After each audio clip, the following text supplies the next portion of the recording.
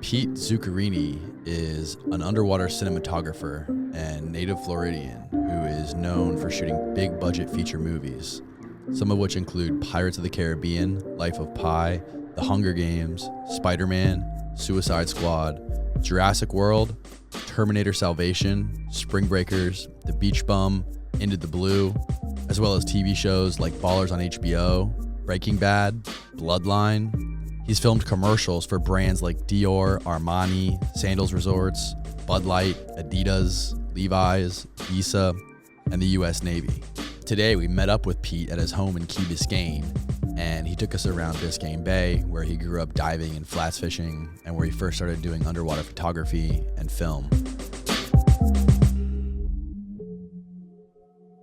So I grew up on Key Biscayne, which is connected by a bridge to Miami. So it's really more a suburb of Miami than anything. Even though geologically, if you look at a map, it would look like kind of the beginning of the Florida Keys. Growing up in this area, this is kind of your first adventure, like Soldier's Key, Ragged 1, 2, 3, Boca Chica Sands, Elliott, and then a few more islands on to North Key Largo. You know, in our small boats, we would, like, two of us get in the water, one stay in the boat, and we would drift with our Hawaiian slings and spear some snapper and things in the channels. And then after we'd catch a few fish, we would stop for lunch, and then when the tide would turn, we'd clean our fish, and we'd have like a few heads and things left over, and we'd hang them off the boat. And when the tide would turn back out, the water would get kind of funky and green, not so pleasant for diving. Yeah. And sharks would come in that patrol this area and out in the ocean, and in our little boats we'd have giant sharks coming up the back of the boat. We didn't really have a purpose for them, we just liked seeing them, so when we'd clean our fish, we'd hang the fish so the sharks would come by. Right. And then we would just take pictures and scream at them because it was exciting to see them.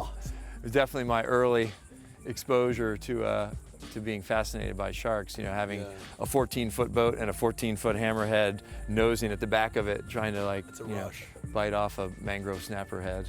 That just transitioned into taking photos and jumping in the water? So eventually, when I was, you know, about 11 years old, I wanted to get an underwater camera, and my dad was like, well, you know, how are you going to do that? Yeah. So my dad made a good deal for me, but it was maybe a better deal for him. He said, I'll buy you a lawnmower, and then you can make money so you can buy your own, you know, your underwater camera, mowing people's lawns on the island. So, and then for him to pay for the lawnmower, I had to mow our lawn basically for the rest of my life. So it was like a good deal for him too. What kind of camera did you get? I bought a Pentax K1000 and an Ike Light housing. Okay. And that was my first camera, and I shot a lot with that, with a 28mm lens. And I learned a lot about underwater photography in those days. Like, so how does someone like you, like, how do you get started in a world like this? I mean, obviously there's a point where anyone picks up a video camera, but like, to go from there to where you are, it's like you've reached the summit of what someone can achieve as a filmmaker. Well, I don't know about, I mean, I'm sure there's some people out there, I know that there's some people out there doing some beautiful stuff with wildlife, which is where I started, that you know, may or may not be interested in narrative features, which is what I've been doing mostly the last few years. But I think I've just been really blessed and focused on honing my craft of understanding how to tell stories with cameras underwater. And it's really, you know, filmmaking is inherently a collaborative medium, so it's really about good communication with directors and directors of photography and performers to get it all together and make something cool. And you must film like what, 5 to 6 movies a year, something like that? Yeah, I do probably, on average, I do probably 5 or 6 movies a year, and one of them will be water, like, have a lot of water. So 5 or 6 movies that have a water scene, and then one movie that has a significant water component. So like in years past, to say a Pirates of the Caribbean has a lot of water, but then I might do films like Into the Wild that have a water scene in them, or Motorcycle Diaries that has a water scene in it, but then come back to a film like In the Heart of the Sea or Life of Pi that has a significant water component to it, which would take up a big portion of my year. Sometimes I might do a scene that only requires a day or two in a tank or the ocean, and other times it's 2 weeks, sometimes it's 2 months, or sometimes it's a year. On Breaking Bad, how much did you actually film of that? Was it like a pool scene? I just went into a pool and filmed that little She falls in? Yeah, a little teddy bear floating around that became a motif throughout that. I did that scene just because I happened to be in New Mexico where they were shooting when I was working on Terminator Salvation. How chaotic is your life having to travel? Like, it seems like you don't stay in one spot for very long. You have to like go from Florida to freaking Colombia to California. Like, well, I'm based in Key Biscayne, Florida, which is an island connected to Miami through a causeway. But it's a lot of travel for water work. You know, you usually do some ocean or river location and then go back to a studio to do close-ups, pieces that you didn't get in the natural location, or maybe they want to do a performance with an actor that wasn't available to go through a rapid river or something. right. You know, so it's commonly like, you know, doing stunts first, working out the action in the wild place, and then coming back to a studio water body somewhere to do more controlled light and performance. Right.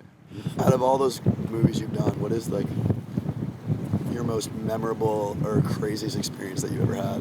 When I worked on a film called Diarios de Motocicleta, which is a story about Che Guevara that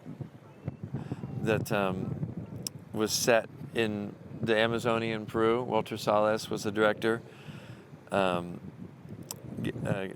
Gabriel Garcia Bernal was the lead.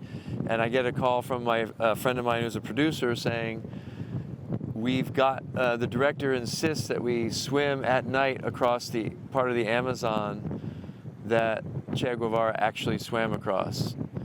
And all the locals that are helping them with their water safety are saying it's basically impossible, that it's, I'm not going to say haunted, but basically those are the kind of language that was being used, that it's just a death trap.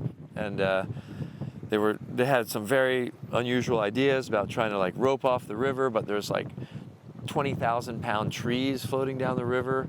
When the Amazon swells from a rain, it pulls part of the bank down into the water. In fact, the week before we shot, it pulled half of our set homes into the water. And I was tasked with figuring out how to get the actor swimming in this real part of the river section. And it's kind of funny because I had just finished a wildlife show about a mother alligator in a remote part of Florida. And I had a great herpetologist that had been working in this part of Peru, and I knew they'd come back from there. So I got his guidance on a few things. You know, we reviewed sort of checking for drag outs from crocodilians, and piranha are not nocturnal, so we didn't have to worry about those. So there was this little fish that was rumored to be able to swim up your urethra. That is like a legendary, you know, painful and damaging thing. Oh, so yeah.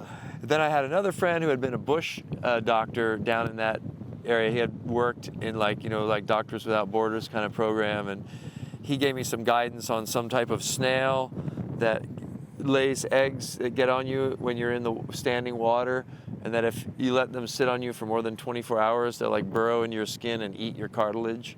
But there was a solution for every one of these calamities, and I went down there sort of armed with the whole quiver of protective measures, and we got the scene of him swimming across the river and then swimming up onto this muddy bank, and all the lepers from the leper colony come down and pull him out of the mud, and so a beautiful scene. It was really a great experience. And I was one of 2 Americans on the project. There was a special effects department from Italy. There was a stunt team from France. There was like people from all over the world. And we were all living in this remote hotel in the Amazon area of Peru, about 2 hours boat ride from Iquitos. And you know, sometimes the biggest box office films are not necessarily the most, you know, phenomenal work experiences. Sometimes they are. Sometimes, you know, sometimes they're great experiences. Like on Life of Pi, Ang Lee is like a true auteur. I mean, everything has to be as he imagines it. There was a scene where the main character, Pi, has to, you know, they're crossing a big ocean crossing with their family and their whole zoo in the hold, all the animals, and he goes out for like a starlight walk on the deck.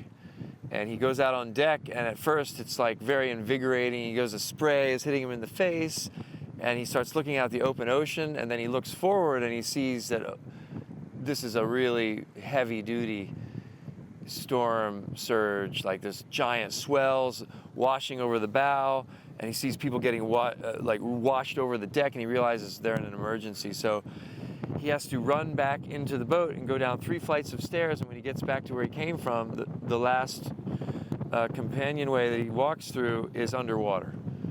And Ang, because the film has so many fantastical elements, you know, very painterly elements, a lot of things that are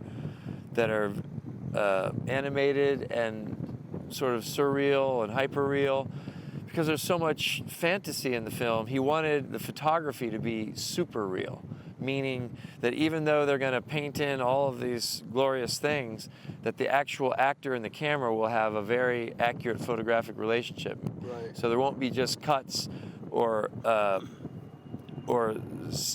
computer-generated dissolves. He wanted the actor to run down 3 flights of stairs, go underwater, come back, and go back underwater in one take, which was about a minute long.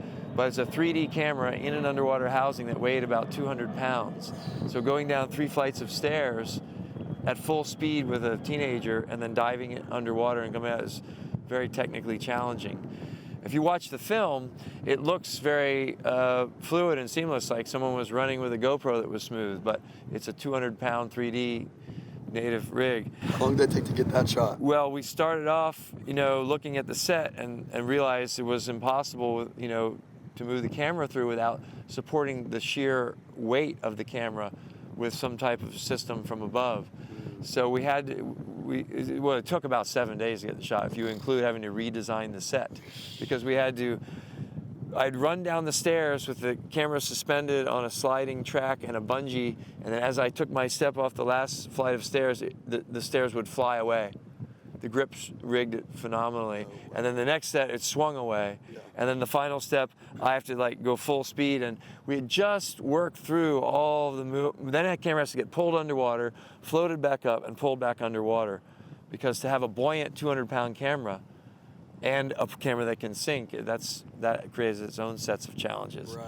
So we had just walked through the whole process, and we get a note that Ang wants to try it right now.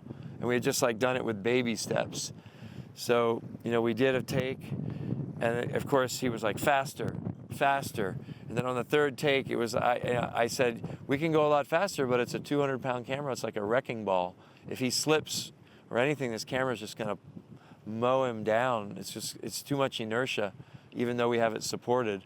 And the stunt coordinator had been working with Suraj, the actor, said he can do it. You know, he's very confident. He's moving down the steps great. So he went full speed, I went full speed, dove in after him, the feet disappear in the bubbles, he pops back up. And we thought we had a pretty good pass, our 3rd take, after working it out for 7 days. And I came up and I said, what did Ang think? And they said, I don't know. I said, what do you mean you don't know? They said he left the studio, he went over back to the other stage to work with first unit. And we later found out that, you know, we got it, but it was the movie was so, Ang was so focused on getting what he had in his mind and moving on to the next thing that he just like wandered over back to his other set and kept working. Later, Trusted you to get the shot? No, I mean we got it. He watched it, then he just We Oh, went, you didn't- but it was very anticlimactic for our team because we'd been working so hard. Right. We literally rebuilt the whole set around our grip process so that we could move the camera through this space, and then before you guys could even and collect then yourselves, he was gone. yeah, knowing that you got it was him moving on to the next shot, which is not unusual with sort of auteur directors that are just Right. laser focused on illustrating their vision. You also did Spring Breakers and the Beach Bum with Harmony Korine. What was it like working with him? We're very fortunate to have a filmmaker like Harmony, because he's one of those filmmakers that I didn't ask him this directly, but Right. he has edgy stories he wants to tell, that deal with sex and drugs and growing up and things that are awkward for people to deal with, that are right on the, things that are not legal, things that a lot of people and studios shy away from. Right. Harmony is fearless. He takes it on the way he sees it. And just to be around filmmakers like that is fantastic, because so much of our industry can, is at risk for getting watered down, for commercial success. I think he just makes the film as he wants to make it, and I feel really lucky to have been part of a couple of his projects. How close do you guys work together? Like, how close do you guys communicate when you're shooting? I don't know how much of the movie you actually shot. Oh, I didn't do very much for either of his films, just Okay. quick scenes. There was a 2-on-1 sex scene in a swimming pool and a conversation in a swimming pool. It's a handful of swimming pool scenes that I did in Spring Breakers that had dialogue, and some, a sex scene with James Franco and Vanessa Hudgens,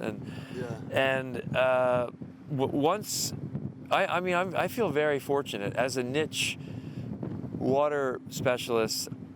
When my scene, even if it's a small scene for the film, is usually super important, or they wouldn't be spending time putting Right. people underwater, bringing in my team. And so in that moment, the director is, he's working with me one-on-one to work through how to optimize the water for the shot, and it's very rewarding.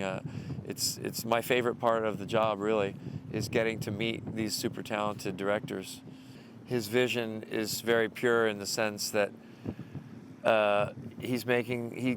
aligns himself with producers that allow him to make the film that he intends to make, and Right. and that's really refreshing. I just came off of a film from a filmmaker you probably won't have heard of, but you probably will in the future, named Alejandro Landes, a Colombian filmmaker who made a film called Monos, which is teenage Colombian revolutionaries holding a American woman who's like an engineer hostage in Colombia, and taking orders from like their revolutionary sort of adult supervision. And it's sort of a Lord of the Flies meets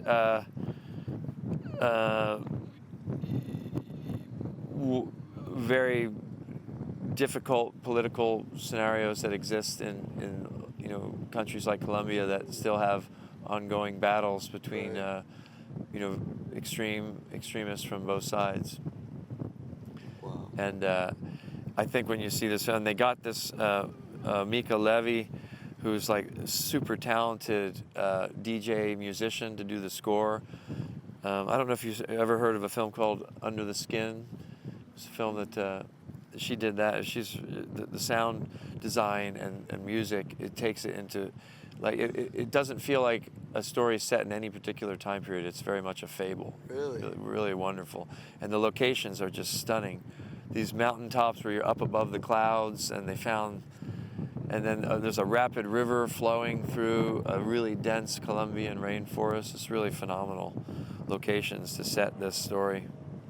Another thing about, when you mentioned the soundtrack, like when it comes to Harmony's films, the soundtracks, like some of the segments are like music videos. Oh yeah. There's like multiple music videos. No, Spring Breakers was really innovative that way. Super cool. When I first started, many years ago now, I did all documentaries, and I did wildlife programs on sharks and alligators and ecosystems, and then I got into some shooting of commercials and IMAX films, and then movies. Now, because I really you know, because I'm a water person, I love the ocean, I love everything that lives in the ocean. A year doesn't go by that I don't contribute to someone's documentary story that's taking on issues ranging from, you know, acidification of the ocean from too much CO2 to too much plastic entering the ocean. I mean, there's always marine mammal captivity. There's so many issues that are important to me, having grown up in the sea, and most underwater filmmakers or underwater camera people have a lot of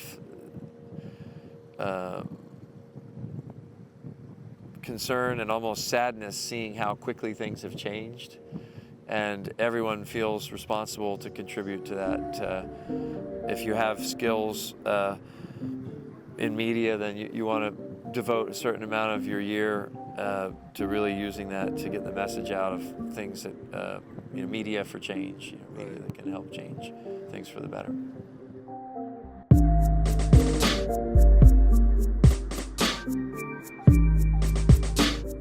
I always have used the mangroves as sort of like a, I mean, from a practical standpoint, it's kind of like a good testing ground for like when I'm looking at new cameras and lenses and equipment. Right. It's always been sort of like a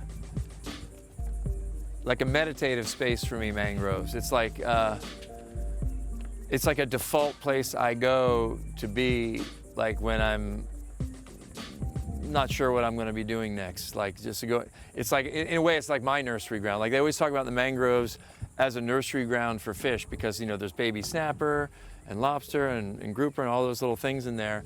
But I grew up snorkeling around the mangroves, and if I have any kind of underwater homing instinct, it's to the mangroves. Really? Yeah, like I grew up learning, like, and the spookiest thing you ever see when you're a child is swimming underneath the roots in the darkness and a light shaft revealing like a giant snapper face with teeth. Yeah. So like my earliest childhood memories of like dealing with the mystery and unknown of being underwater is being in that sort of dark, light shaft lit environment of the mangroves where you never knew which face would appear. Right. And it's gotten even more interesting now because when I was a kid, you know, there were only 200 American crocodiles. Crocodiles need to have like a beach that's undisturbed to feel confident nesting and laying eggs. Okay. So they created that down at the Turkey Point power plant, and as a result, the crocodiles have come back. You know, I don't know how dangerous they would be for people. Obviously, I would give them respect because, you know, a big crocodile is a big crocodile. Yeah, I mean, it's a crocodile. Right. So they're moving both directions. They're coming my way and your way on the west coast of Florida as well. I'm sure you're going to start seeing crocodiles up where you live at some point. And there could be a crocodile here.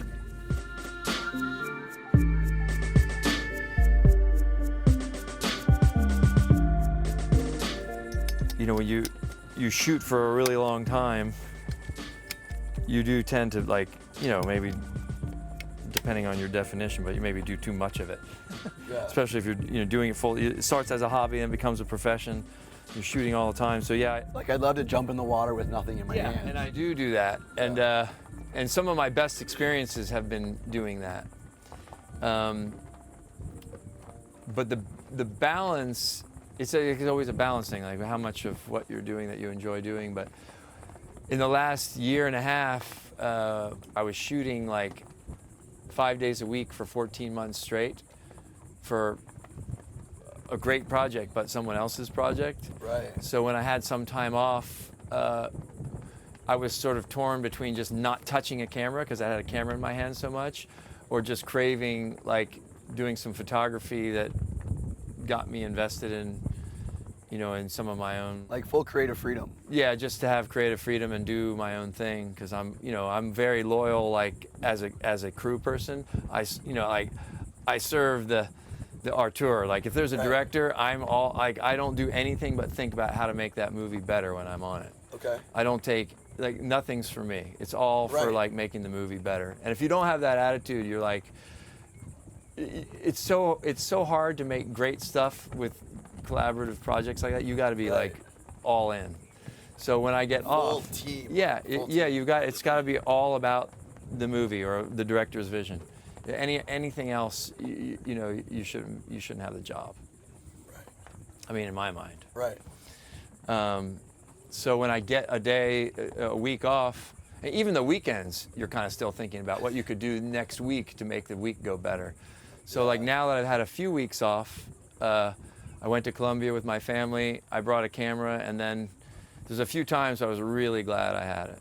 Like just like coming around a corner of mangroves, and there was a giant waterfall. Yeah. And I was like, this is nice. I'm never going to be here again. It's nice to capture it. Yeah. Experience it too. But I was just going to show you a picture. Like years ago, when I was doing a film on humpback whales in Tahiti, like you said, like, sometimes you need to have that experience. Also, it's good for you as a filmmaker to see things a little bit, differently without the equipment. Right. And I told my still photographer, Tim Calver, who was with me. Yeah, Tim. I remember Tim. I was like, I don't know if people really understand like the scale of a whale. And he was like, of course, everybody knows how big whales are. I know, but this whale was hanging out waiting for her baby, was nursing. She was in like 60 feet of water. The baby was at the surface just going up and down. She was very chill. She was already kind of accustomed to us being around. We weren't bothering her. Right. And I did that picture. Tim shot that of me just like taking in the mom. God, dude. Of the whale, mom waiting for the baby. How deep are you right there? Maybe like between 60 and 70 feet. But it's good for scale because there's no forced perspective. I'm just right in front of the whale, and you can see exactly how big a whale is compared to a human. Let's see what the water feels. I haven't been in the water here in a while. Yeah, it gets so warm. I think that's one of the things about Florida, creating a lot of like lifelong water people in different. I mean, like when if you travel a lot in California and Hawaii or Tahiti, where people grow up in giant surf. Right. When you're from Florida and you surf, you get a lot of razzing, like, is there even surf in Florida? Right. And, arguably compared to those places, there isn't really, but people like Kelly Slater and, there's a handful of people we could list that have come out of Florida and gotten really into it. And I think the warm water is a factor. Yeah. And maybe, like, people spend more time in the water when they're really little in Florida. Yeah. Because it's like easier. Whereas like in California or Hawaii, like it's so hardcore that only like the people who are really brought into it by super seasoned people get exposed to it. Whereas that's a good point. In Florida, like many more people get into the water very young because it's so soothing. This area, I've seen giant sharks out there on these flats. Oh yeah, there isn't out here? On these flats even. Yeah, any size shark could be in these waters.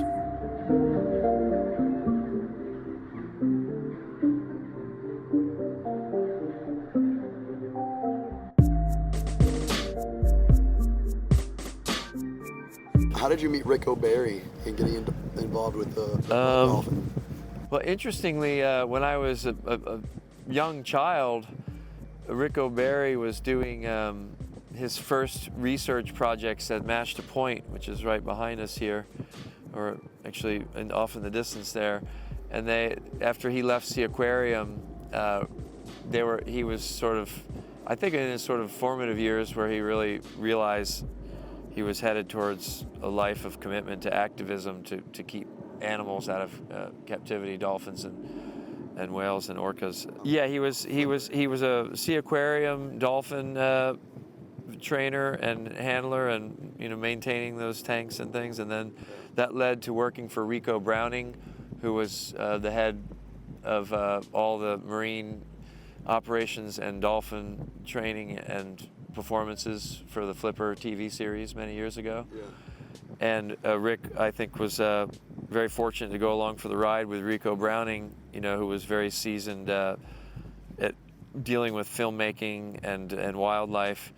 And I think Ric sort of learned the ropes of that. But then as time went on, I think he kind of saw a darker side to what animals that are performing for our entertainment, what really exists there is, you know, animals that are doing work for food and not always happily the way they might appear, because, you know, dolphins look like they're smiling all the time, which is sort of, you know, a curse to the way their face is shaped compared to how we view that. But Ric was very committed to that, and actually the way I met him was really quite close to here.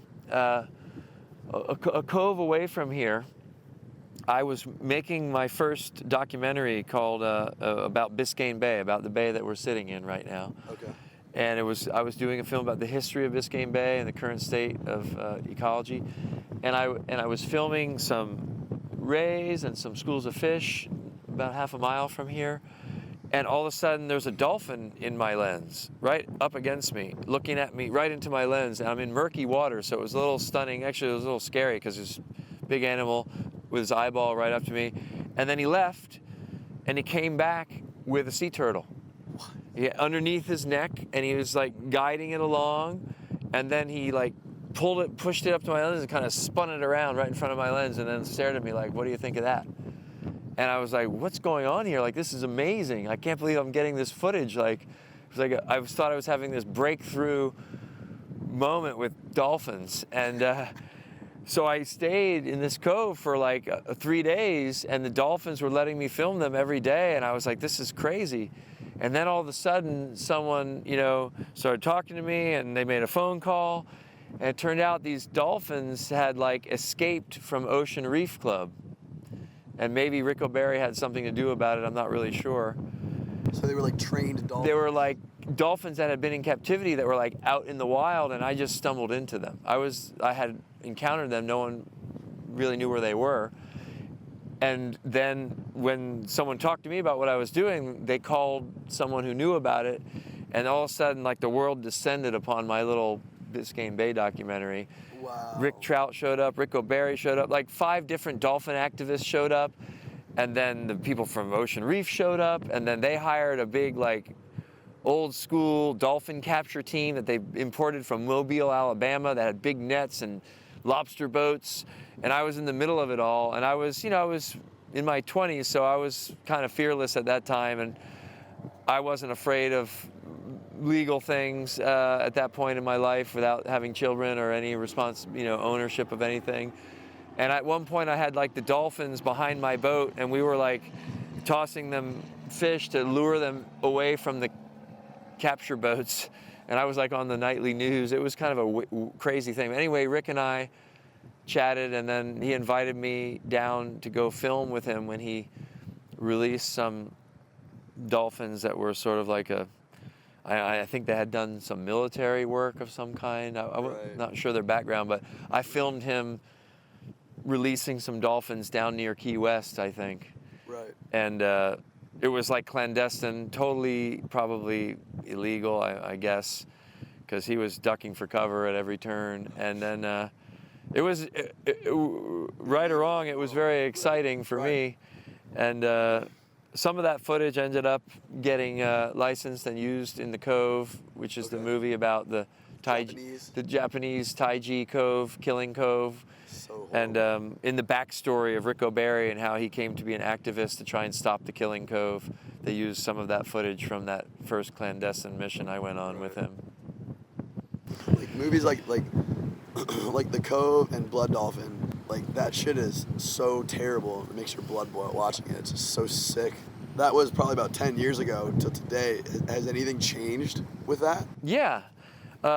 I mean, yes and no. So they're, you know, Ric O'Barry and his son Lincoln, they're very much going after every single dolphin in captivity, basically. Yeah. So they pretty much pride themselves on having a database of almost every dolphin, where it is and where it came from, and what are the challenges to try and get it free. And some of them, yeah, and he, you know, he's at a point in his life where he doesn't give a fuck. Right. He'll make enemies. he'll cross. He's like a vigilante. Yeah, he is a vigilante, and you know, he has a reputation that some people, you know, don't care for him even on the activist side because he's not afraid to cross boundaries and hurt people's feelings. Right. He is, yeah, definitely kind of a vigilante. And there's dolphins he can't save, like dolphins that are damaged or dolphins that are in, like he was trying to get these dolphins out of Egypt, and there became a lot of dangerous elements to it that were life-threatening for the people, the activists on the ground, and he had to pull out.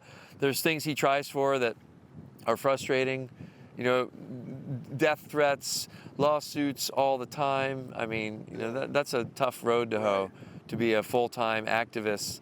You gotta have nothing to lose. And going after, you know, a lot of these dolphinariums, these dolphin zoos, they're run by giant corporations, you know, with lots of power and influence. So, you know, those are tough people to go against. Right.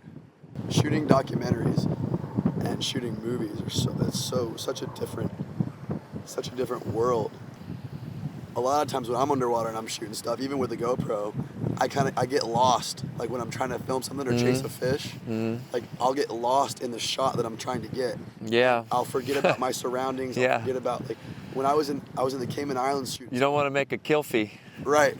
Like a what? A kilfie. A kilfie? Yeah. What's that? You know, those people who keep, like, they're doing a selfie and they fall off the cliff. And they die. There's like a whole series of, like, there's like 20-something deaths a year now. That's a thing? Yeah, well, it's totally a thing. Oh my God. So when you brought that up, I thought, well, you're talking about, there's all these people who die doing selfies, but you're talking about just getting so caught up in the shot that other things are happening around that, you know, that maybe you needed more eyes in your head. Right, like I've heard a guy who did a war documentary. It was like in the middle of a firefight in Afghanistan, and he just like completely was not even worried about his safety. Bullets flying over his head. He was only worried about getting the shot. And then he realized afterwards, like, holy fuck, what was I doing? No, when I first started in this business, my first like 5 years of underwater filmmaking were like 20 shark films in a row. So when sharks, you know, for the most part, don't really bite people. I mean, you hear of the bites and they're super sensationalized because it's terrifying to think of something, an animal biting us and maiming us or killing us. But the truth is, like, so few people are bitten by sharks that statistically it's not really a thing. It's just scary to think about. But when you're working with sharks, you're asked to swim close to sharks, like while they're doing feeding behaviors, your odds go up, right, of maybe having a bad encounter. And so in the years that, you know, I've been working, I've seen some terrible things happen. I've seen some accidents happen. And I've had a couple of close calls. But to speak to your question of being caught up in the moment, I was doing a scene in Into the Blue, which was like an underwater treasure story with Paul Walker and Jessica Alba. It's, you know, it was a teenage thrill movie. It was a fun movie. Not a huge box office success, but a lot of water people can appreciate it because there was a lot of time hunting for things underwater, and it was fun if you like being underwater. And there was a scene where we were filming these sharks like mauling this guy. Right. And we had a guy in chainmail in a feeding scenario where sharks were ramming into him, and it was pretty chaotic. And I have really good safety divers around me that are watching so the shark doesn't get overly curious about my rig or my camera, and they might be, you know, redirecting a shark or like just like getting me to become aware of a shark just so I know where it's coming from. And at one point I was like, they were pulling me backwards away from the scene. I was like, I'm getting a great shot. Why are they pulling me backwards? And then when we came up from the dive, they were like, man, I can't believe how you just stayed composed on the scene while that shark was like dragging you away. And I had chainmail legs and arms, and I had booties over my chainmail, and the shark bit my heel and bit like the hard parts of the booty and was like tugging me away from the scene. But I never felt it really. I just felt pressure because the shark suit, you know, for that type of shark works. So they thought I was being super cool. I probably, if I had looked back, might not have been so cool. Right. Because it was, you know, there were substantial sharks. But So yeah, I was maybe overly caught up in the moment, but Yeah, what happened to me was I was on the Cayman Wall scuba diving through like the caves down there, and there's like these caves you swim through, and it's a while before you can find an opening. yeah, I'm familiar with them. And I wasn't paying attention to my air at all the whole time. I had a guy with me like guiding me, and he was like checking my air. Yeah, and some of those caves exit deep. Yeah, and we're like deep. We're probably 100 feet down. Yeah. Maybe 90 feet down, and all of a sudden, I'm out of air. Oh my goodness. And I'm looking at my gauge. I got no air, and I look at the guy that's like 10 feet in front of me. I'm like that, and he had to give me his octopus, and I started shooting up to the surface. And he grabbed me by my ankle, so I didn't shoot up. And You probably luckily, saved your life. I would have probably died or got the bends really bad. You might be paralyzed right Yeah. now. That was like, I mean, that was Yeah. my worst experience of that. Yeah, I've seen a few people get bent bad, and it's really bad. If money wasn't an object, and you could shoot anything you wanted, and you had, I guess if you had all the money in the world, you didn't have to worry about ever working for money, what would you shoot? What's your favorite thing to shoot? Well, that's an interesting question. I think. Would it be documentaries or would it be feature films? Oh, it would not be one thing only. No. I mean, there's definitely things I like about all the different films. I mean, I certainly would put some time into doing documentaries to get the message out about certain sensitive wildlife situations that are close to my heart. Right now, all the filmmakers are super focused on plastic going in the ocean, so that's not, we can't ignore that at all. Right. But, probably some stories locally I go after. I mean, all the things that I would do if I had all the money in the world, I'm kind of doing. There's a couple of stories that I've wanted to tell, some films that I've wanted to make that I've been starting to shoot tests for on the side that are clearly my dream project, that are there. It's a science fiction story that would take advantage of incredible wildlife things that I've learned how to film, and some fantastic freediver friends of mine that I've developed a relationship with, how to move through the water and get shots that are difficult to get. Like, for example, William Trubridge, who's one of the top freedivers in the world, still probably holds the record for swimming with no equipment to depth. He swims like 340 something feet with no fins, weight, mask, just a Speedo. And he swims 340 something feet, down and up. And like a handful of freedivers and some of his friends that I've gotten to know, I have a science fiction story that would be centered around this group of divers in the water that I've been wanting to tell for a while, that I'm starting to accumulate some pieces to do my sort of sizzle cell thing. I'm hoping to hit up some of the many producers and directors that I've gotten relationships to. Hopefully, I'll get some support that I'm looking for. Yeah. And then if I don't, then I'll have to only do it if I get to where you said, where I have all the money and I don't have to worry about it. What advice would you have to a kid in today's world, coming up in media and filmmaking and with everything on the internet? It was when you started. When you asked me that question before, and I didn't have an answer right away, and I thought about it a little bit, and I've been asked that before because I'm doing something that I dreamed of doing, and I'm doing it now, and I'm making a living. I'm supporting my wife and kids. Well, I'm not necessarily supporting them, but I'm able to contribute to a healthy household that, I'm doing it for a living. And I thought, I'm lucky. I'm lucky I have this job. But whenever people ask me about what would someone that's getting into it now do, it's so different. When I started working in the industry, I had to find ways to be able to afford a roll of 16 millimeter film and process it. I sometimes shot a roll of film, and even though you shouldn't sit on an exposed roll of film, I couldn't afford to get it processed right away. Or I sent it to the lab and I couldn't afford to get it out of the lab because I didn't have enough money to get it out of the lab. The idea that you can go out with your iPhone, or if you have more of a budget to go out with these DSLRs or mirrorless systems now that are making images with more resolution than film did back when we were working, it's phenomenal. Like, so many people can just go make a film now. We had so many obstacles financially to making a film then. And if you chose to do it the sort of guerrilla low budget route, you know, you were shooting on, you know, 3/4 U-matic cassettes. I mean, we had, the quality was so much less and the gear was so much heavier. And even to get decent, it was like, now everyone can make a film, and they have social media, they have YouTube channels. There's so many great avenues and outlets, you know, for showing your work, that I'm not sure I'm equipped to guide somebody in terms of how to make a career out of it. Right. But I do feel like I am in touch with a few basic principles, which is, you know, don't lose sight of like the reasons you're making films. The story that you're telling is your unique vision, and how you get there, there are many different paths. But I feel like a lot of people make the mistake of trying to like immediately work on commercial projects and learn the ropes of commercial filmmaking, then a few years go by and all of a sudden they have Commercial films that make money. So. Okay.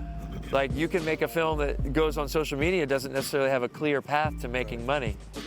So if you're making a film that's, you know, already has a distribution, or like now I would think you would want to make films and get them out there and you know, learn your craft, your storytelling craft, with feedback from your peers through social media, or like, to me, it's no time is better than now to like be able to make films, because equipment is just phenomenal. You can make films for free. There's so many different routes to getting to where you're trying to go.